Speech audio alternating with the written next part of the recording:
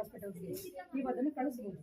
ಅಂದರೆ ಈ ಥರ ಹೋಗಿ ಕಫ ಪರೀಕ್ಷೆ ಮಾಡಿಸ್ಕೊಡಿ ಅಂತ ಹೇಳಿದ್ರೆ ಫ್ರೀಯಾಗಿ ಕಫ ಪರೀಕ್ಷೆ ಆಗುತ್ತೆ. ನಿಮಗೆ ESI ಕಾರ್ಡ್ ಇರಲಿ ಬಿಡಲಿ, ಇವಾಗ ESI ಇದ್ದಾಗ ESIಗೆ ಬರಬೇಕು ಅಂತ ಏನೋ ರೂಲ್ಸ್ ಇಲ್ಲ. ನೀವು ಸುತ್ತಮುತ್ತ ಗೌರ್ಮೆಂಟ್ ಹಾಸ್ಪಿಟಲ್ ಯಾವುದಕ್ಕಾದ್ರೂ ಹೋದ್ರೆ ನೀವು ESI ಕಾರ್ಡ್ ಏನು ಕೇಳಲ್ಲ. ನಮ್ಗೆ ಈ ಥರ ಕೆಮ್ಮಿದೆ, 2 ವಾರಕ್ಕಿಂತ ತುಂಬ ಜಾಸ್ತಿ ಕೆಮ್ಮಿದೆ, ಕಡಿಮೆ ಆಗ್ತಾ ಇಲ್ಲ ಅಂತ ನೀವೇನಾದ್ರು ಹೇಳಿದ್ರೆ ನಿಮಗೆ ಅಲ್ಲಿ ಉಚಿತವಾಗಿ ಕಫ ಪರೀಕ್ಷೆ ಆಗುತ್ತೆ. ಅದರಲ್ಲಿ ಏನಾದ್ರು ಪ್ರೆಗ್ನೆಂಟ್ ಇರೋರು ಏನು ಮಾಡ್ತೀವಿ, ಸ್ವಲ್ಪ ಇಮ್ಯುನಿಟಿ ನಿಮಗೆ ಕಡಿಮೆ ಇರುತ್ತೆ, ಮಗುಗೆ ಹಾಲು ಕುಡಿಸ್ತಾ ಇರ್ತೀರಾ, ಕ್ಯಾಲ್ಸಿಯಂ ಕಡಿಮೆ ಇರುತ್ತೆ. ಸೊ ಅವ್ರಿಗೆ ಏನಾದ್ರು ಕೆಮ್ಮು ಅಂತ ಬಂದಾಗ ಇಮಿಡಿಯೇಟ್ ಮಾಡಿಸ್ಕೊಡಿ. ನೀವು ಮಾಡಿಸ್ಕೊಂಡಾಗ ಕ್ಷಯ ಆಗಲೇಬೇಕು ಅಂತ ಏನು ರೂಲ್ಸ್ ಇಲ್ಲ. ಆದರೆ ಟ್ರೀಟ್ಮೆಂಟ್ ಫ್ರೀ ಇರುತ್ತೆ, ರೆಗ್ಯುಲರ್ ಟ್ರೀಟ್ಮೆಂಟ್ ತೊಗೊಂಡ್ರೆ ಕ್ಲಿಯರ್ ಆಗುತ್ತೆ. ಇಲ್ಲ ಅಂತ ಗೊತ್ತಾಗ ನಿಮಗೆ ಸಮಾಧಾನ ಆಗುತ್ತೆ. ಯಾಕಂದರೆ ಕ್ಷಯರೋಗ ಏನು ಅಂದರೆ ಗಾಳಿಯಿಂದ ಹರಡೋ ಕಾಯಿಲೆ ಆಗಿರೋದ್ರಿಂದ ಒಬ್ಬರಿಗೆ ಬಂದರೆ ಒಬ್ಬ ಪೇಷಂಟು ಮಿನಿಮಮ್ 15 ಜನಕ್ಕೆ ಅವ್ನು ಕ್ಷಯರೋಗ ಹಬ್ಬಿಸ್ಬೋದು. ಈಗ ಮನೇಲಿ ಒಬ್ಬ ಕ್ಷಯರೋಗಿ ಇದ್ದಾನೆ ಅಂತಂದರೆ ಅವನಿಗೆ ಕಂಪಲ್ಸರಿ ಮಾಸ್ಕ್ ಹಾಕೋಕೆ ಹೇಳ್ತೀವಿ, ಎಲ್ಲಂದ್ರೆಲ್ಲ ಉಗಿಬೇಡ ಅಂತ ಹೇಳ್ತೀವಿ, ದೂರ ಮಲ್ಕೊಳ್ಳಿ ಅಂತ ಹೇಳ್ತೀವಿ. ಏನಕ್ಕೆ ಅಂದರೆ ಅದು ಗಾಳಿಯಿಂದ ಬರೋ ಕಾಯಿಲೆ, ಅದು ಒಬ್ರಿಗೆ ಸಲೀಸಾಗಿ ಹರಡ್ಬಿಡುತ್ತೆ.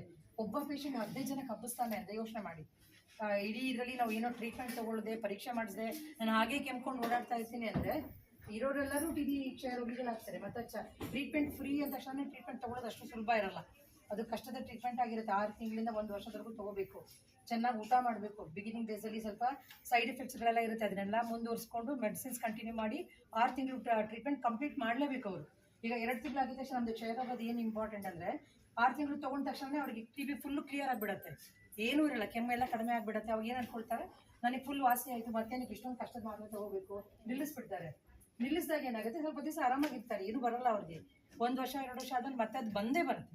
ಈಗ TB ಹಿಂಗೆ ನಾವು ಕ್ಷಯರೋಗ 100% 100% ಕ್ಯೂರಬಲ್, ವಾಸಿ ಆಗೇ ಆಗುತ್ತೆ ಅಂತ ಹೇಳ್ತೀವಿ. ಟ್ರೀಟ್ಮೆಂಟ್ ಕಂಪ್ಲೀಟ್ ಮಾಡಿಲ್ಲ ಅಂದರೆ 100% ಮತ್ತೆ ವಾಪಸ್ ಬಂದೇ ಬರುತ್ತೆ.